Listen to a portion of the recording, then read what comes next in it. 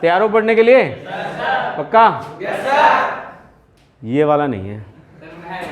पक्का? चले। तो अभी तक अप्रोक्सीमेटली अगर मैं बात करूं, मैं कैलकुलेट करा कि हमने कितना सिलेबस कर लिया है, तो लगभग 70% सिलेबस जो है, जो हमारी रिवीजन क्लासेस है, उसमें हम कर चुके हैं। अब ये आप लोगों के लिए एक एग्ज़ाम की सजेशन है, उसके बाद मैं लेक्चर को स्टार्ट करूंगा।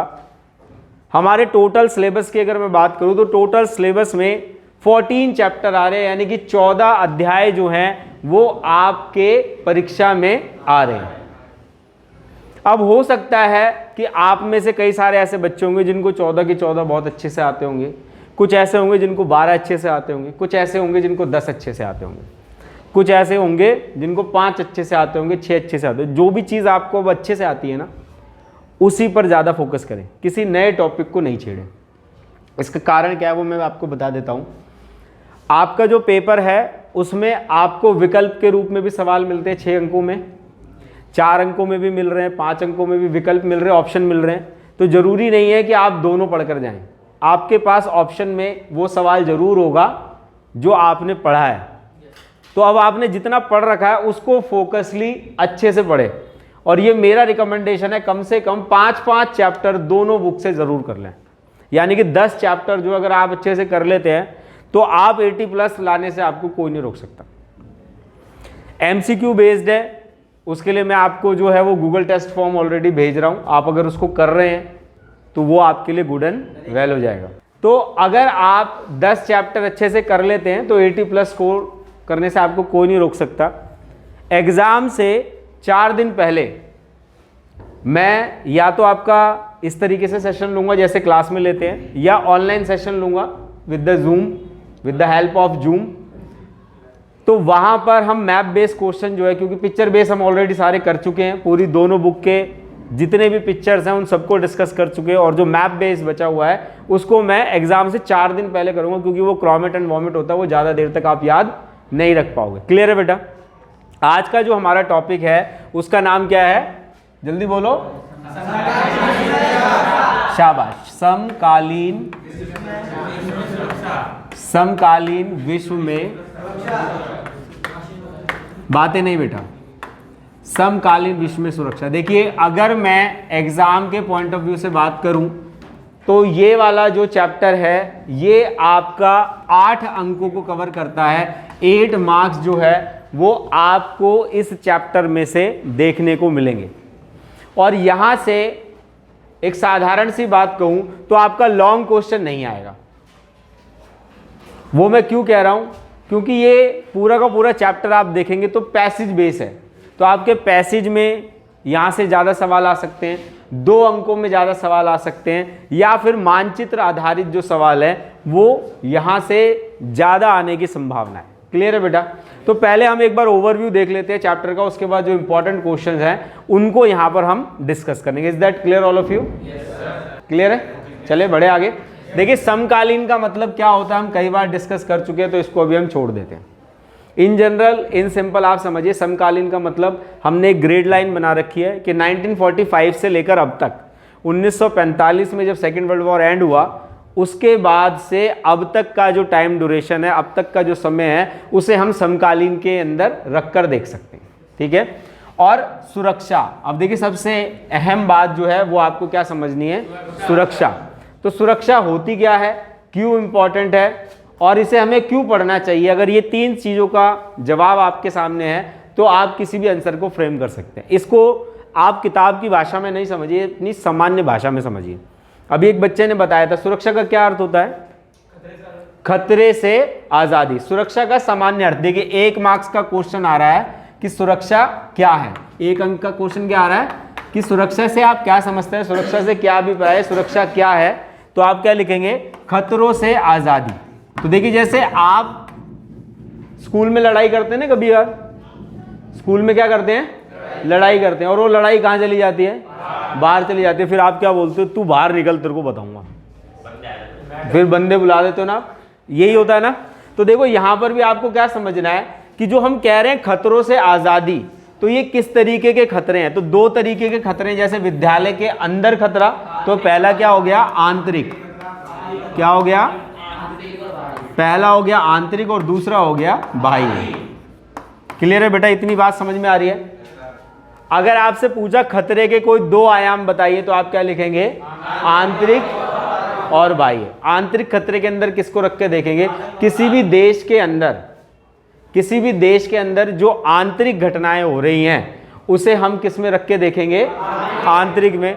और अगर खतरा देश के बाहर से है, यानी कि पाकिस्तान ने हमला कर दिया, चीन ने हमला कर दिया, अमेरिका ने ये कर दिया, जो खतरे का स्रोत क्या होगा? खतरे का जो स्रोत है वो दूसरा देश होगा या बाहर से आया होगा, या क्या कह लीजिए, दूसरा देश कह लीजिए, या फिर बाहर से अगर कोई चीज हमें इफेक्ट कर रही है तो उसे हम क्या कहेंगे? बाह्य स्रोत। क्लियर है बेटा? बात समझ में आ गई?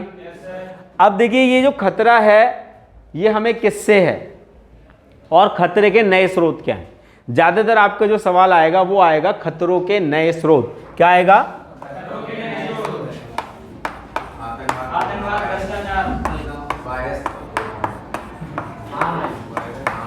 चलिए बहुत अच्छा, मतलब इसका मतलब है कि आप थोड़ा बहुत पढ़ रहे हैं तो आपको ज़्यादा परेशान होने की भी आवश्यकता नहीं है, या तो फिर आपने कोई किताब खोल रखी है।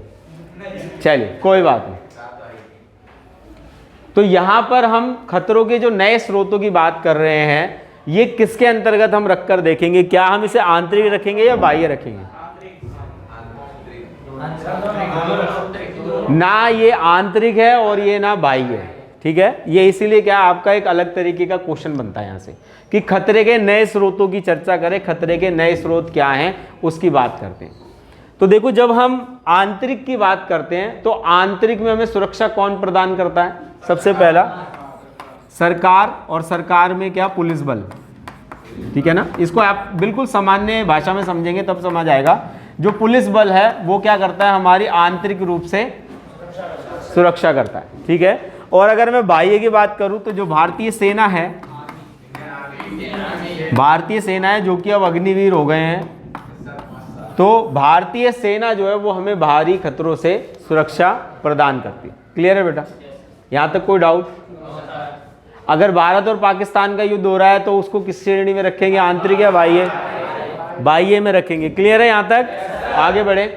अब देखो खतरे के जो नए स्रोत है ना, उसमें प्रॉब्लम क्या है कि अगर हम पिछले 10 साल का आंकड़ा देखें, 20 साल का आंकड़ा देखें, तो उतने लोग युद्ध में नहीं मरे हैं जितने किसी बीमारी से मरे हैं, किसी एक्सीडेंट में मरे हैं, ठीक है ना? तो ये हम खतरों के नए स्रोत में सबसे पहला किसको रख सकते हैं कि कोई भी महामारी है। क्या है? कोई भी महामारी है या कोई भी जो महामारी है, कोई बीमारी है, उसमें लोगों की जो डेथ है, लोगों की जो मृत्यु दर है वो अधिक है। अभी जैसे देखिए कोरोना वायरस आया, वो बहुत सारी पॉपुलेशन को इफेक्ट करा, इतने लोग युद्ध में नहीं मारे जाते, युद्ध में इतने लोग नहीं मारे जाते जितने की किसी बीमारी या महामारी से मर जाते हैं। क्लियर है बेटा ये पॉइंट? तो अगर आ रहा है खतरों के नए स्रोत, तो आप क्या लिखेंगे? महामारी या बीमारी में जो लोग मर जाते हैं उनकी संख्या अधिक है। दूसरा हम क्या देख सकते हैं कि कोई भी सड़क दुर्घटना होती है। क्या होती है? सड़क में दुर्घटना होती है। सड़क दुर्घटना में भी जितने लोग मारे जाते हैं उतने युद्ध में नहीं मारे जाते। इसका एक सबसे बड़ा स्रोत हम क्या देख सकते हैं, जैसा आपने अभी बताया मुझे, आतंकवाद।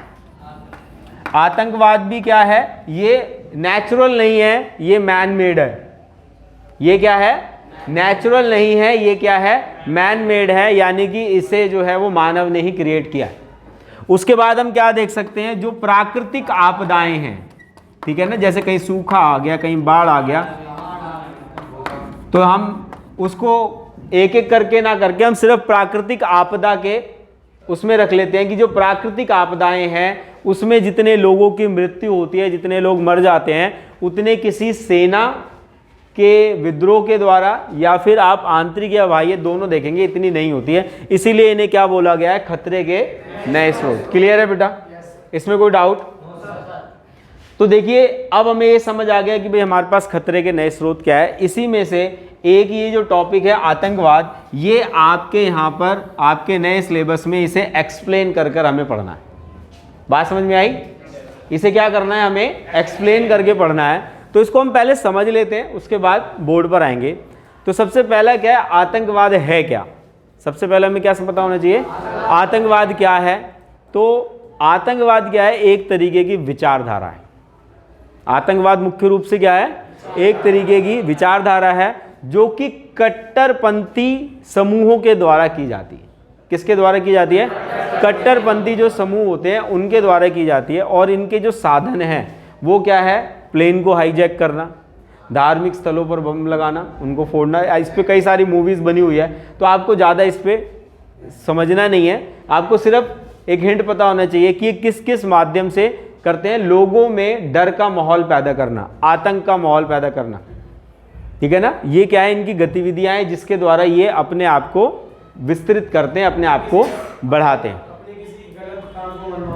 हाँ, अपनी गलत मांगों को, जो नाजायज़ मांगे हैं उनको मंगवाने के लिए क्या करते हैं, लोगों में आतंक का करते हैं और सरकार पर दबाव बनाते हैं ताकि उनकी जो मांगे हैं वो मान ली जाए। क्लियर है बेटे पॉइंट। चलिए अब देखिए, इसी के बाद इसी को हम कुछ दूसरे तरीके से पढ़ते हैं। पहले आतंकवाद को देख लेते हैं, उसके बाद आगे बढ़ेंगे। देखिए यहाँ पर क्या है, इसको हम थोड़ा सा संधि विच्छेद करते हैं, जैसे आपकी भाषा में करते हैं। आतंक जमा वाद, तो वाद का मतलब क्या हो गया, एक तरीके की विचारधारा। क्या हो गई, एक तरीके की विचारधारा। और आतंक का मतलब होता है लोगों को डराना। क्या मतलब है, डराना। तो ये क्या करते हैं, मुख्य रूप से लोगों को डराते हैं, उनके मन में आतंक जो है वो पैदा करते हैं, और जिसकी वजह से बहुत सारी क्या होती है, जनहानि होती है। क्या होती है, जनहानि। दूसरा क्या देख सकते हैं कि जो सरकार की संपत्ति है उसको नुकसान पहुंचाया जाता है। अब ये किस तरीके का नुकसान पहुंचाते हैं हमें ये भी समझना है, ठीक है ना। और ये ऐसा क्यों कर रहे हैं, तो इसके कई कारण हो सकते हैं। सबसे पहला कारण क्या है, विचारों का नहीं मिलना। किसी भी झगड़े, लड़ाई, दंगे, युद्ध का सबसे पहला कारण क्या है कि हमारे जो विचार हैं वो क्या है, उससे नहीं मिल रहे हैं। अगर विचार मिल रहे हैं तब तो हम सही से रह रहे हैं ना। नेपाल के साथ हमारे विचार मिल रहे हैं, अच्छे संबंध है ना। श्रीलंका के साथ मिल रहे हैं, अच्छे संबंध है। भूटान के साथ मिल रहे हैं, अच्छे संबंध है। पाकिस्तान के साथ नहीं मिल रहे, तो क्या होगा, विचार जो है वो गड़बड़ हो जाएंगे। अब ये जो आतंकवाद है ये क्या है, किसी न किसी संगठन के द्वारा चलाया जाता है। किसके द्वारा, संगठन के द्वारा चलाया जाता है। और इस संगठन के अंदर जो सबसे बेसिक चीज होती है वो क्या होता है, कट्टरवाद। क्या होता है, कट्टरवाद। अब ये कट्टरवाद का मतलब कोई बताएगा मुझे। हाँ, कि ये किसी न किसी तरीके से लोगों का ब्रेन वॉश कर देते हैं, उनका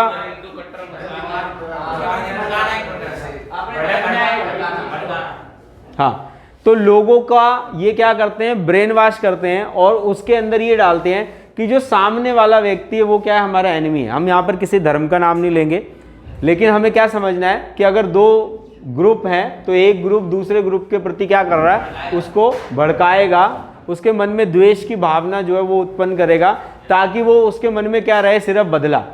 तो कोई भी एक आतंकवादी है, उसका पहला उद्देश्य उसके दिमाग में क्या देते हैं कि भाई सामने वाला जो है मुझसे क्या लेना है, बदला लेना है। और बदला कैसे लेंगे, तो हम उनको क्या करेंगे, जनहानि करेंगे, उनकी सरकार की संपत्ति को नुकसान करेंगे और अपनी नाजायज मांगों को मनवाएंगे। ठीक है, मांगे कैसी हैं, जो भी नाजायज मांगे हैं उनको क्या करेंगे, मनवाएंगे। उसके लिए अब ये किन किन स्रोतों का उपयोग करते हैं, कौन कौन से ऐसे स्रोत हैं, कौन कौन से ऐसे तरीके हैं जिसका वो क्या करते हैं, उपयोग करते हैं। तो जैसा आपने बहुत सारी मूवीज़ में भी देखा होगा, वो क्या करते हैं, सबसे पहले जो हवाई जहाज होते हैं उनको हाईजैक करते हैं। हवाई जहाज को हाईजैक कर लेंगे, ठीक है ना। बम प्लांट करना यानी कि बम लगाना, ठीक है। लोगों में हिंसा फैलाना, लोगों में हिंसा फैलाना, तो ये सारे क्या हैं, इनके तरीके हैं। क्लियर है बेटा, ये सारे क्या हैं, इनके तरीके हैं जिससे कि लोग डरें और जो सरकार है वो क्या हो, विवश होकर उनकी मांगे मानने को तैयार हो जाए। क्लियर है बेटा। अब देखिए जैसे आंतरिक सुरक्षा और बाह्य सुरक्षा के लिए हमने पढ़ा कि भाई क्या कर सकते हैं हम, कि भाई हमारे पास पुलिस है, अगर कोई दंगा हो रहा है, कुछ हो रहा है तो हम उसको रोक सकते हैं, और अगर बाह्य है तो हम क्या कर सकते हैं, सेना के द्वारा उसको हल कर सकते हैं। इसके साथ ही साथ एक और नया टॉपिक है जो कि आपकी बुक में ऑलरेडी अवेलेबल है, जिसे कहा गया है सहयोग मूलक सुरक्षा। क्या है? सहयोग मूलक सुरक्षा। अब देखिए सहयोग मूलक सुरक्षा का मतलब क्या है, पहले तो हम इसको समझ लेते हैं। तो जो हमने अभी आंतरिक खतरे पढ़े थे, आंतरिक खतरों को हम कभी भी अकेले सॉर्ट आउट नहीं कर सकते। इसके लिए हम क्या करते हैं, एक दूसरे देशों का सहयोग करते हैं, और इसी को बोला गया है सहयोग मूलक सुरक्षा। अब जैसे मान लीजिए कि कोई प्राकृतिक आपदा आ गई है, जैसे फॉर एग्जाम्पल की अगर मैं बात कहूँ कि अभी क्या आया था, कोरोना आया था, ठीक है ना। अब ये कोरोना क्या था, किस तरीके का खतरा था, नया था, पुराना था, आंतरिक था, बाह्य था, ये खतरे का नया स्रोत था। अभी हमारी चर्चा का विषय ये नहीं है कि ये प्राकृतिक था या मानव निर्मित था। जैसे कुछ विशेषज्ञ बोलते हैं कि भाई चाइना ने फैलाया, ये एक तरीके का बायो जो वॉर था उसके ऊपर संकेत करता है, कुछ कहते हैं कि नहीं ये प्राकृतिक था। तो ये अभी हमारी चर्चा का विषय नहीं है। लेकिन कोरोना में पूरी दुनिया के देश क्या हुए, एक हुए। जैसे भारत के पास मेडिसिन थी तो उसने यूएसए को दी, रशिया को दी, और भी वहाँ से जो टेस्ट हुए वो यहाँ पर आए। तो इसी को क्या बोला गया है, सहयोग मूलक सुरक्षा, जिसमें हम क्या करते हैं, एक दूसरे का सहयोग करते हैं। क्लियर है बेटा? एक दूसरे का क्या करते हैं, सहयोग करते हैं। और जब ये सहयोग होता है तो जो परिणाम है वो क्या होता है, अच्छा होता है। क्लियर है बेटा? कि जो भी हमारी समस्या है उसे हम बहुत जल्दी निपटा सकते हैं। जैसे बोलते हैं ना 1 और 1 11 हो जाते हैं, तो वैसे ही अगर कोई ऐसी समस्या है जिससे पूरा विश्व प्रभावित हो रहा है, तो ऐसी समस्याओं को हम सहयोग मूलक सुरक्षा के द्वारा क्या कर सकते हैं, सॉर्ट आउट कर सकते हैं, उसका समाधान निकाल सकते हैं। क्लियर है बेटा? यहाँ तक कोई डाउट? अब देखिए आतंकवाद जैसी जो घटना है, यहाँ पर मैं थोड़ा सा आपको समझाने के लिए बता देता हूँ कि आतंकवाद जैसी जो घटना है, अमेरिका या यूएन की अगर मैं बात करूं तो वैश्विक स्तर पर ये इसे नहीं मान रहे थे कि ये कोई वैश्विक समस्या है। लेकिन जब 9/11 की घटना हुई, आप सभी को पता है, ये जो सिलेबस में आपका रिमूव हो गया है, 9/11 की जो अमेरिका में घटना हुई, जहां पर 4 प्लेनों को हाईजैक कर विभिन्न स्थानों पर क्या किया गया, ड्रॉप किया गया, तब अमेरिका ने माना कि भाई ये क्या है, एक वैश्विक घटना है, और यहाँ पर अब हमें पूरे विश्व को एक साथ आना पड़ेगा। तो जब तक पूरा विश्व एक साथ नहीं आएगा तब तक हम इस तरीके की समस्याओं का समाधान नहीं कर पाएंगे। तो उसने क्या किया, आप देखिए ऑपरेशन इराकी फ्रीडम ले लीजिए, इंड्यूरिंग फ्रीडम ले लीजिए, या कंप्यूटर वॉर के नाम से जिसे जाना गया, उसमें उसने क्या कहा, सभी देशों मिलिए और क्या करिए, आतंकवाद को जड़ से समाप्त कीजिए। क्लियर है बेटा? तो आतंकवाद जैसी घटनाएं हैं या कोई महामारी जैसी घटनाएं हैं, वो हम सहयोग मूलक सुरक्षा के द्वारा ही उसका समाधान निकाल सकते हैं। क्लियर है बेटा? अब यहाँ पर देखिए कई बार ना क्वेश्चन आता है आपका खतरे के नए स्रोत, तो वो हमने डिस्कस कर लिया। अब जो हमने 2 बांटा था, आंतरिक और बाह्य, तो उसी को कई बार क्या बोल दिया जाता है, परंपरागत और गैर परंपरागत। परंपरागत और गैर परंपरागत। तो परंपरागत का अर्थ क्या होता है कि जो पुराने समय से चली आ रही है, हमें ये लगता है कि खतरा जो है वो हमें देश के बाहर ही है। और गैर परंपरागत में हम किसे रखेंगे, जितने भी खतरे के नए स्रोत है और जो आंतरिक है, उन सभी को हम किस में रख सकते हैं, गैर परंपरागत खतरों में रखकर देख सकते हैं। Is that clear all of you? तो आज की क्लास में इतना ही, मिलते हैं आपसे नेक्स्ट क्लास में, जहां पर हम इससे आगे के टॉपिक को डिस्कस करेंगे। तब तक के लिए जय भीम, जय भारत।